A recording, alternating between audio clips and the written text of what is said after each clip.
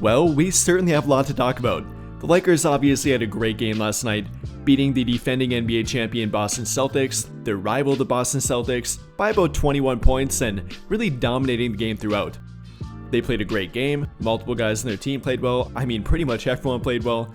They looked great on defense, played well on offense, had one of their best three-point shooting nights and one of their lowest turnover nights in quite a long time now, and all around looked like the team that we want them to be.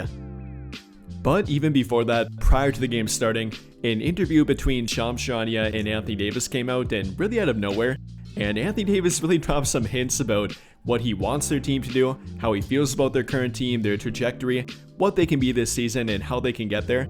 And one big takeaway from it did happen to do with what he wants them to acquire, with that being another center on their team.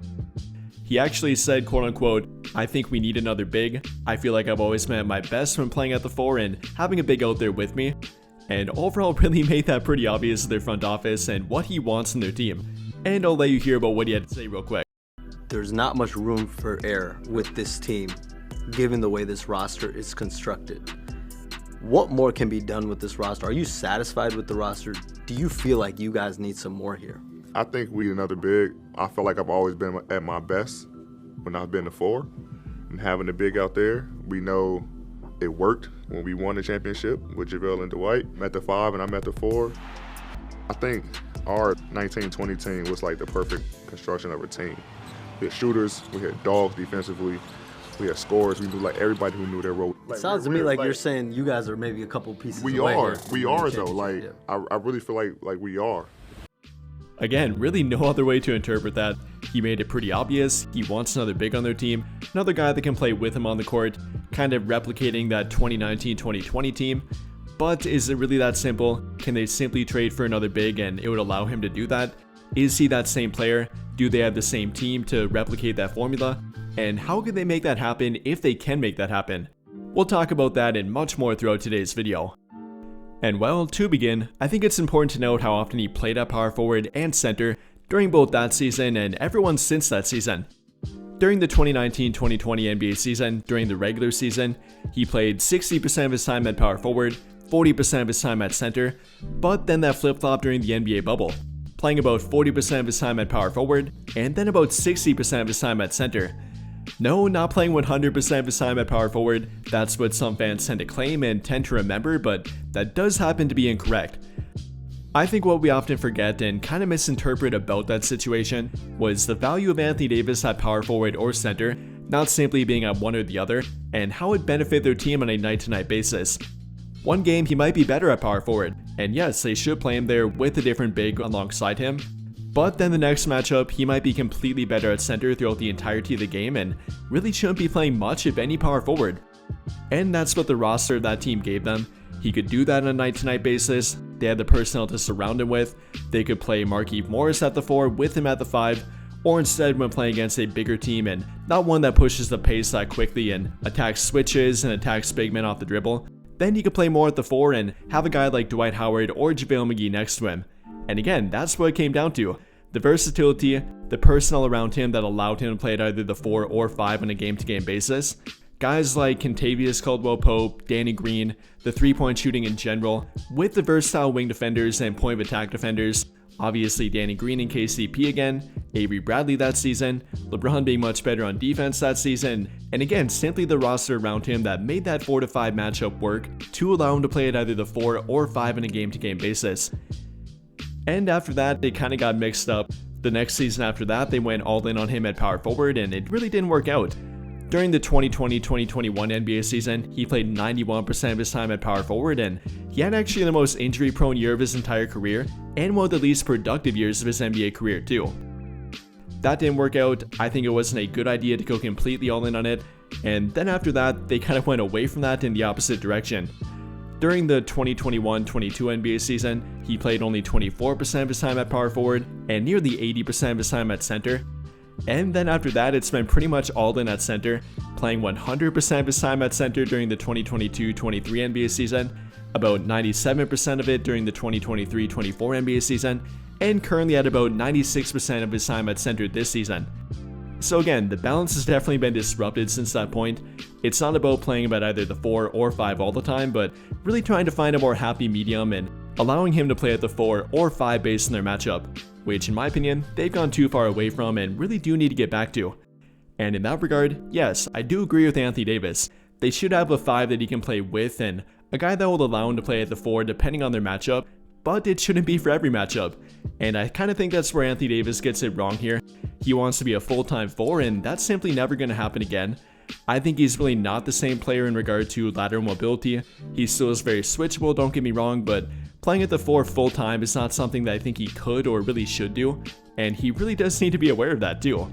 More often than not, he's a better fit at the 5, not only for their team or certain matchups, but really in general.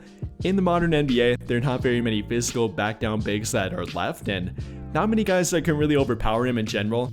And then offensively, he's a much better fit at the 5. I mean, if he really wanted to be a full-time 4, he would have worked a lot harder on his 3-point shot, trying to perfect that, becoming a better floor spacer, a guy that's not a borderline liability at the 3-point line. I mean, since the 2019-2020 NBA season, the guy shot only 26.1% from beyond the arc on under 2 attempts per game, even losing his complete confidence from the 3-point line for a point. And well, you really can't have that. I mean, you can kind of make it work, but you really have to work around it rather than work through it. And I know people like to point to the Cleveland Cavaliers here with Evan Mobley and Jared Allen, but Evan Mobley is currently about a 40% 3-point shooter, and unlike him, Anthony Davis is not that. Now, even with that being said though, I still think he should be playing at power forward sometimes. Not all the time, but finding a better balance between him at power forward and center on their team going forward. We saw a little bit of it last night, really throughout the past couple of weeks now, with Redick trending more to a 2-big lineup a little bit, not all the time, but here and there throughout a game, maybe 2 to 3 minutes per quarter, even less, but showing it a little bit and showing some potential with it too. And if they would get a more versatile and compatible big with Anthony Davis, they might be able to do that more going forward. And with that in mind here, who could they target or who are they maybe zoning in on? Well, we've heard about plenty of targets, everyone from Walker Kessler, despite the price being very high for him, and I really don't find that one very likely. I think it would work though, even though he's not a good 3-point shooter, that would be a pretty good defensive lineup, a versatile defensive lineup, and a guy like that theoretically would work. A different option they've been linked to happens to be a guy like Nikola Vucevic, a bit older of an option but a bit more versatile offensively, but less versatile defensively. And once again being linked to him today actually. Per Brett Siegel of Clutch Points, the Lakers are interested in a trade for Nikola Vucevic, and well, he might be an option for them that might work in some ways, a bit differently than Walker Kessler. Vucevic is a better 3-point shooter, currently having a career 3-point shooting year, about 42% from 3, and definitely could offer more floor spacing compared to a guy like Walker Kessler, but then significantly less versatility on defense, and you do gotta factor that in here.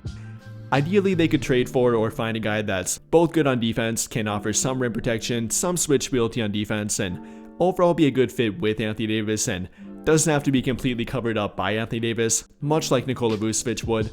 And then offensively, can offer floor spacing that Anthony Davis really cannot offer, unlike Walker Kessler, and maybe finding a guy that's kind of a combination of Nikola Vucevic and Walker Kessler, that would obviously be ideal, and might be a guy like Miles Turner for example. Maybe not that versatile defensively in regard to switching, but definitely a good rim protector, a good 3-point shooter, and the archetype of what would likely work best with Anthony Davis. Again, that 3-point shooting, floor spacing combination with good defense, either being a good rim protector or switchability on defense, one or the other, so Anthony Davis doesn't have to cover up both for him. And again, I think it would be a guy like Miles Turner. Unfortunately, he's not really available or not likely to be available, so I don't think it's a realistic option, but something like that kind of big would be ideal for them to shoot for. Now, the unfortunate part here happens with that player being a true rarity to find. Not only the skill set of 3-point shooting, floor spacing with good defensive ability combination, but then actually being available to acquire either through a trade or free agency. And then on top of that, being relatively cheap to acquire or within the Lakers' price range.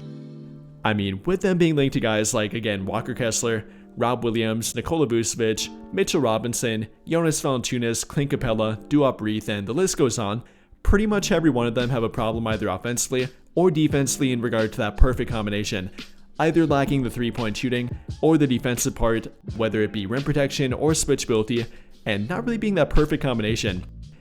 And with that in mind here, I think it would be fine to trade for one of them, but should you go all in for a player that's not really a perfect fit and likely wouldn't even finish games for their team? I'm not sure you should, and I'm not sure they will. Again, I definitely think they should and hopefully will go after another big, simply giving themselves the option of playing Anthony Davis at power forward, whether it be sometimes or every matchup, whatever it might be. I think that would help their team out and balance out their rotation more.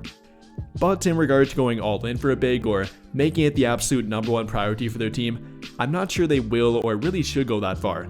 No matter what they do, Anthony Davis will play a lot at center and will finish pretty much every game for them at center. So in regard to going all in with their assets for a 5, I'm not sure they will or should do that, and it probably shouldn't be their absolute #1 priority. With that being said though, what do you guys think? How do you feel about Anthony Davis's comments and what they should do with their rotation going forward in regard to Anthony Davis at the 4 or 5? Let me know your thoughts in the comments down below.